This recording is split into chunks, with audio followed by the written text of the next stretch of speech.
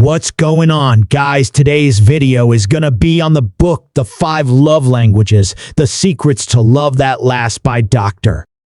Gary Chapman. So have you ever been in one of those relationships where you think you're doing everything you can to please your partner, but they're still feeling frustrated and unloved? I mean, you're giving them compliments, you work hard all day to bring home the bacon and pay the bills you give them gifts, and you even do some chores around the house, but they're still feeling unloved. I mean, what more do they want, right? It's incredibly frustrating and annoying. Well, the reason why they aren't feeling loved, in short, is that you're not speaking their love language. The premise of the book is that people don't give and receive love in the same way. Most of us think that the way we want to be loved is how others want to be loved as well. But this is not the case. There are, in fact, 5 love languages. This is huge because if you're not speaking the same language as your partner, then you could be missing the mark completely and not even know it. It's basically the equivalent of a British guy trying to talk to a Chinese guy. It's not going to go well because they're simply not going to understand each other. If you're going to have a strong relationship, you have to know how you and your partner both give and receive love. The 5 love languages are words of affirmation, quality time, receiving gifts, acts of service, and physical touch.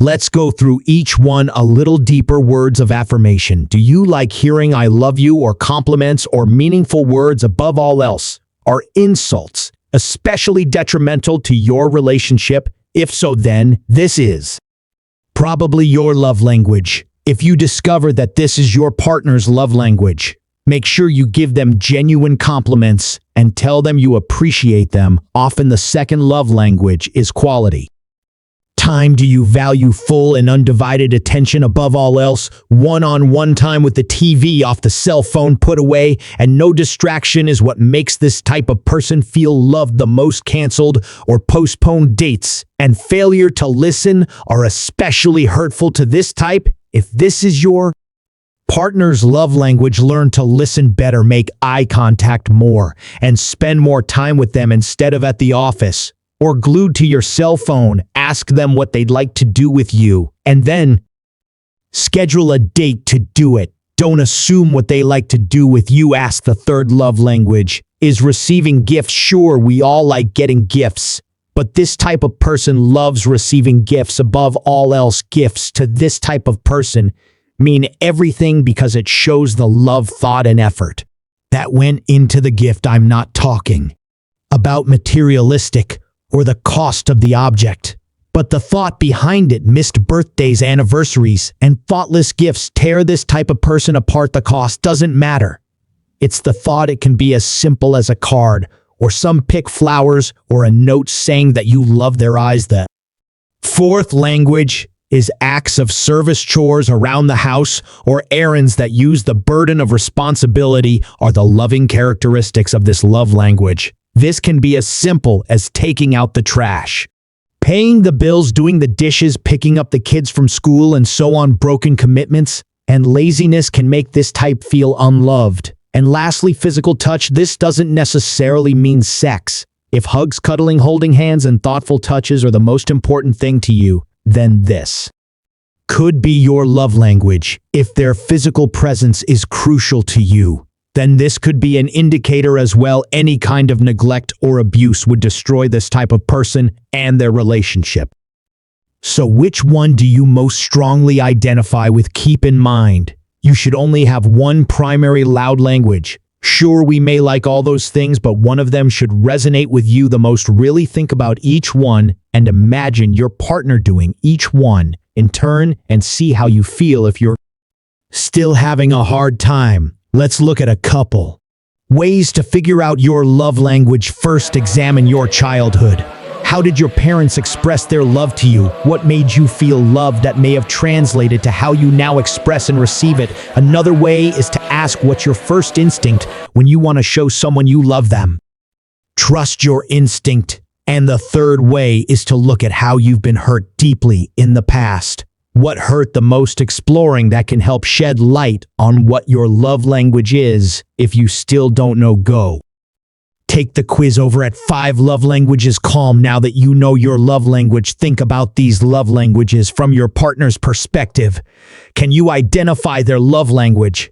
I highly suggest you ask them to take the quiz. Instead of assuming what it is, remember what we think is an act of love may not be seen that way by your wife, your husband, or your partner. It really is vital that we learn and understand their love languages from your partner's perspective.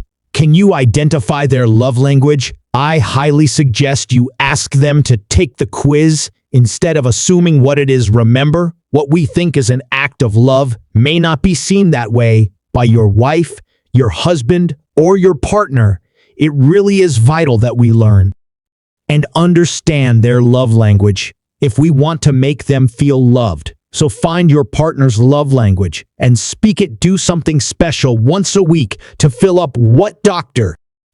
Chapman calls their love tank. Your love tank is like the gas tank in a car. You want to fill it up and keep it full. When your tank is full, your love life will be at its best, and a full tank can keep you going through trying times and relationship difficulties. If you're not consistently filling up a tank, you'll be running on fumes.